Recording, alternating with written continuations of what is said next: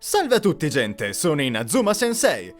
Se mi seguite da abbastanza tempo sul mio canale principale, forse si va indietro persino di 4 o 5 anni, saprete che sono un grande fan di Hellsing.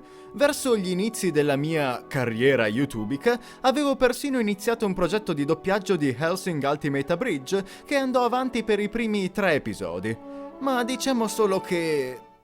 Ehi poliziotta, hai il bersaglio? So cosa state pensando. Come siamo arrivati a ciò? Beh, è cominciato tutto con una passeggiata di mezzanotte nel bosco. Se la tua intenzione era fare a chi ce l'ha più grosso con una donna, hai iniziato con un grave handicap. Ho delle ferie, vuol dire che posso andarmene senza essere sgridato al telefono? non è invecchiato benissimo. Sia come sia, essendo questo fumetto di Kota Hirano il mio manga e anche anime preferito, quest'ultima cosa tramite l'incarnazione Ultimate, cioè gli OAV, ho pensato che una recensione dello stesso sarebbe stato adatto come primo vero e proprio contenuto del mio neonato canale. Partiamo intanto da un semplice fatto. Hellsing Ultimate è stata la prima serie anime che abbia visto per intero in vita mia, quella con il quale mi sono approcciato per davvero all'animazione giapponese, escludendo serie dell'infanzia che pure ho comunque guardato integralmente, come Dragon Ball e Ultimate Muscle. Inoltre si dà il caso che sia il mio anime preferito e ho perso il conto di quante volte lo abbia rivisto e riletto, ma penso di essere arrivato quasi intorno alla decina. Con questi presupposti mi è difficile essere totalmente oggettivo nei suoi confronti. Ciò detto, sono di base una persona assai razionale e obiettiva, dunque nel darvi una valutazione non ritengo di essere di parte. Ma andiamo ad introdurre l'opera in questione. Il manga di Hellsing venne pubblicato in 10 volumi dal 1997 al 2008, un ritmo che alle volte non è stato dissimile da quello del buon vecchio Miura. Tra l'altro, con la sua nuova opera Drifters, Hirano sta forse persino superando i suoi precedenti record. Venne inizialmente adattato in una serie anime di durata e tempistiche canoniche, che per quanto venga generalmente disprezzata tra gli amanti del fumetto, io non penso sia così male. Oltre alle ovvie differenze con il manga, che all'epoca era ancora in corso, il suo unico difetto palese è una grafica assai mediocre. Fortunatamente, qualche anno dopo si decise per la realizzazione di un nuovo adattamento, 10 episodi della durata più lunga del normale, destinati al rilascio diretto per l'home video. Ed è così che abbiamo avuto la versione migliore che si potesse avere di Hellsing. Parlando della trama della serie, protagonista è Alucard, un potente e sanguinario vampiro secolare, lo smaltisci spazzatura di fiducia della famiglia Hellsing. Nel primo volume barra episodio, questo simpatico individuo vampirizzerà la prosperosa poliziotta Seras Victoria, rendendola la sua Draculina di fiducia, colei che lo accompagnerà in tutti i suoi massacri, voluti dalla severa leader dell'organizzazione Hellsing, altresì detta Ordine dei Cavalieri Protestanti Reali, Integra Fairburg Wingate Hellsing. Di certo l'amore per la semplicità non era una caratteristica della sua casata.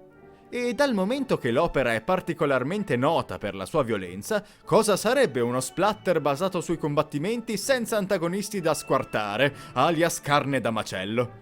E allora ecco, in contrapposizione all'Hellsing, la 13ª divisione iscariota del Vaticano, il cui membro più mirabile è il sadico prete Alexander Andersen, ma in particolare il Millennium, organizzazione segreta nazista le cui origini risalgono alla Seconda Guerra e il cui scopo diverrà chiaro nel corso della storia. In merito alla trama non si può negarne la sua non particolare tortuosità.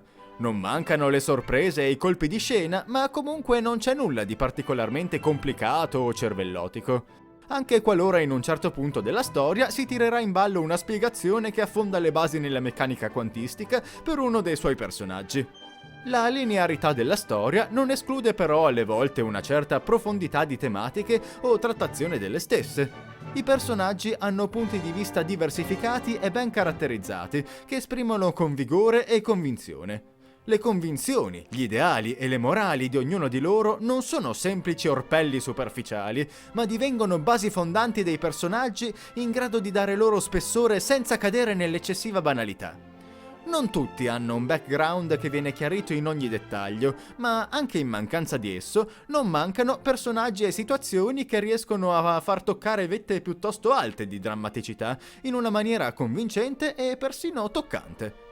Pure coloro che sono privati di flashback veri e propri a completamento della loro figura comunque si portano dietro abbastanza spunti di riflessione da poterli comprendere anche senza un resoconto completo che ci spieghi per filo e per segno le loro motivazioni. Come già accennato, sono gli ideali che muovono i personaggi nella storia. Essi si ritrovano ben esplicitati, alle volte persino ripetuti e ribaditi più e più volte, ma per quanto alcuni possano apparire semplicistici, sarà difficile arrivare a definire chi che sia come una macchietta priva di spessore. Il carisma è poi uno dei punti a favore dei personaggi, anzi arriverei a dire che è persino una delle basi fondanti dell'opera e uno dei principali motivi del suo successo. Esso va al di là delle semplici, per quanto accattivanti, pose fighe e va anche oltre certe particolarità o quirk connessi ai personaggi, come gli amen di padre Andersen, che ti farebbero venire voglia di assistere a una messa, se solo il parroco eseguisse le funzioni con tutta quella convinzione. Let him be accused, O Lord, come, amen. Amen. Amen. Amen. Amen. Amen. Illuda. Amen.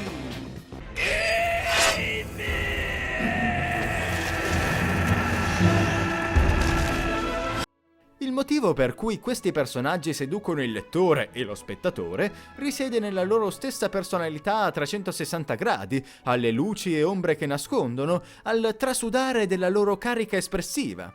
Come si può non restare affascinati dalla potenza della dichiarazione di intenti da parte del maggiore ad un certo punto della storia, in cui esprime tutto il suo amore per la guerra con un monologo fortemente evocativo, per quanto tematicamente allitterante?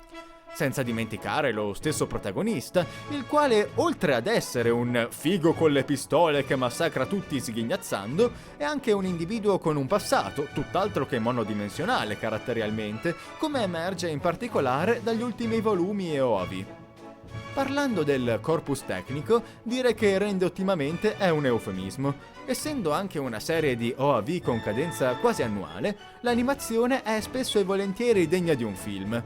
Le sequenze di combattimento sono spettacolari, i fondali altrettanto, il character design è ben delineato e riprende con fedeltà lo stile di Irano, cancellando persino qualsivoglia refuso o incertezza presente nella pubblicazione originale. L'unica cosa che fa storcere il naso ogni tanto è il sangue, che soprattutto quando è presente in grandi quantità, e ciò succede piuttosto spesso in Hellsing, è realizzato in computer grafica in una maniera che lo fa un po' stonare con il resto. Ma ci si può passare sopra. Il comparto musicale fa il suo dovere. Le musiche sono tutte abbastanza valide, anche se forse non ce ne sono di davvero magistrali, di quelle che ti fanno esclamare «Wow, che figata!» e ti spingono a riascoltarle decine di volte, come ad esempio in Gurren Lagann e Kill la Kill, che fanno della colonna sonora un grandissimo punto di forza. Ciò non toglie però che siano tutte perfettamente inserite nell'azione a loro predisposta e vengono scelte bene le OST per i momenti drammatici come per quelli di combattimento. Se dovessi individuare una musica che svetta sulle altre, penso che sarebbe Gradus Vita. Il tono epico c'è tutto. Oltre a questo, non ho particolari altre cose di cui parlare senza fare spoiler, dunque direi che ci possiamo fermare qui. In conclusione, Hellsing, insieme alla sua incarnazione Ultimate, è una serie di ottima fattura tanto nel confezionamento quanto in ciò che ha da offrire. Non è naturalmente per tutti i palati, chi non ama prodotti basati sull'uso prorompente del sangue è molto probabile che non apprezzi. Ma d'altro canto, se messa in scena in un certo modo che si può definire artistico, perché no? Anche la violenza sopra le righe può divenire parte di un'opera di intrattenimento senza essere semplice gore fine a se stesso. Quentin Tarantino insegna. Detto ciò, la recensione direi che si può concludere qui. Se questo video è stato di vostro gradimento, spero che deciderete di iscrivervi, perché altri contenuti di tal fatta sicuramente arriveranno in un prossimo futuro. Per supportare il mio canale e permettermi di continuare a fare video, avete poi anche l'opzione di sostenermi su Patreon, dove otterreste un certo numero di vantaggi a seconda della cifra donata. Dunque, alla prossima!